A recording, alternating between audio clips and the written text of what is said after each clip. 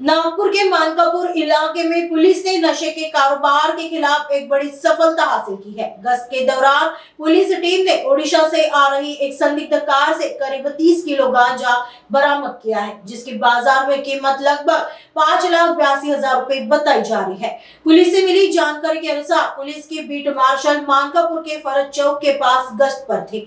इसी दौरान Nupur wine shop के pass एक सफेद रंग की निसान सनी कार HR29AZ 4166 संदिग्ध हालत में खड़ी दिखाई दी।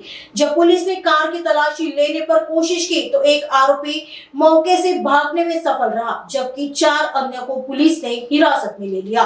तस्करों ने कार के डिग्गी में स्टेपनी रखने वाली जगह पर बड़ी ही चतुराई से एक लोहे का पतरा वेल्ड कर दिया था, ताकि ऊपर से देखने पर कुछ भी असामान्य न लगे। लेकिन गांजे की तेज महक ने पुलिस का काम आसान कर दिया। पकड़े गए आरोपियों की पहचान बलराम गुरडी उम्र 23 वर्ष, प्रदीप कुमार दास उम्र 50 वर्ष, सुरेंद्र पुजारी उम्र 18 वर्ष और जतिन खिल्लो उम्र 22 वर्ष के रूप में हुई है। ये सभी आरोपी ओडिशा के रहने वाले हैं और ओडिशा से ही गांजा लेकर नागपुर आए थे। पुलिस ने आरोपियों के खिलाफ NDPS एक्ट के तहत मामला दर्ज कर लिया है। पुलिस ने आरोपियों से 12,02,800 रुपए का माल बरामद कर लिया है।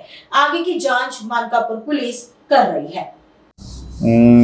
आज रोजी सकाळी पहाटे 4 वाजताच्या दरम्यान आमचं जे DB टीम आहे आणि बीट मार्शल आहेत हे पेट्रोलिंग करत होते। पहाटेच्या वेळी पेट्रोलिंग करत असताना नुपुर वाईन शॉप फरज चौक मानकापूर या ठिकाणी एक संशयास्पद कार क्रमांक आहे HR29AZ 4166 ही पांढऱ्या रंगाची निसान सनी कार आहे।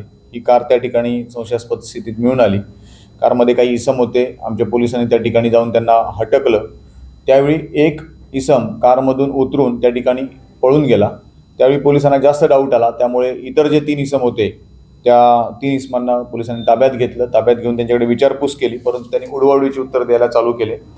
त्यानंतर त्यांच्या वाहनाची तपासणी केली असता वाहनामध्ये जी स्टेपनी ठेवायची जागा असते डिक्कीमध्ये, त्या डिक्कीमधील स्टेपनी ठेवायच्या जागी जो खोलगट भाग असतो त्या खोलगट भागाच्या वर एक पत्रा लावलेला होता आणि त्याला वेल्डिंग करून परमनंट ते पत्रा त्या ठिकाणी लावण्यात आलेला होता।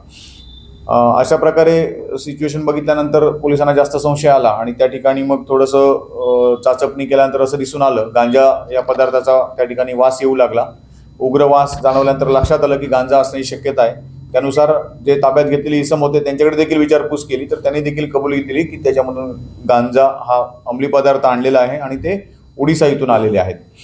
त्यानंतर मग आम्हाला माहिती मिळाली, त्याचप्रमाणे आम्ही रात्री इतर स्टाफना पहाटेच्या वेळी बोलून घेतलं आणि रिसर त्या ठिकाणी पंचांना बोलावून जी काही झडती प्रक्रिया आहे ती झडती प्रक्रिया पूर्ण करून तो जो मुद्देमाल होता गांजा हा जप्त केला। याच्यामध्ये झडतीमध्ये एकूण 29 किलो 100 ग्रॅम ज्याची मार्केट व्हॅल्यू 5,82,000 रुपये आहे।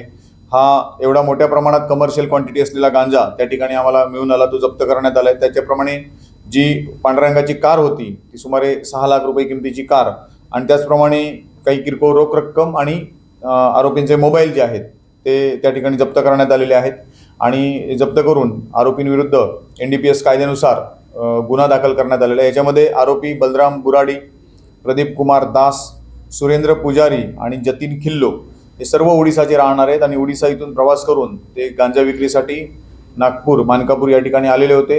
आता हा जो गांजा आहे हा कोणाला विक्री करणार होता याबाबत त्यांनी अद्याप माहिती दिलेली नाही, परंतु जो काही तांत्रिक तपास आहे तो करून आम्ही नेमकं कोणाला हा गांजा विक्री करण्यासाठी ते आलेले होते त्याचा देखील तपास करत आहोत आणि याच्यामध्ये अजून कडक कारवाई आरोपींविरुद्ध केली जाईल। आरोपींना माननीय न्यायालयामध्ये आज रोजी हजर करण्यात आलं। त्यांना दिनांक 15 जानेवारीपर्यंत पोलीस कोठडी रिमांड मंजूर केलेला आहे।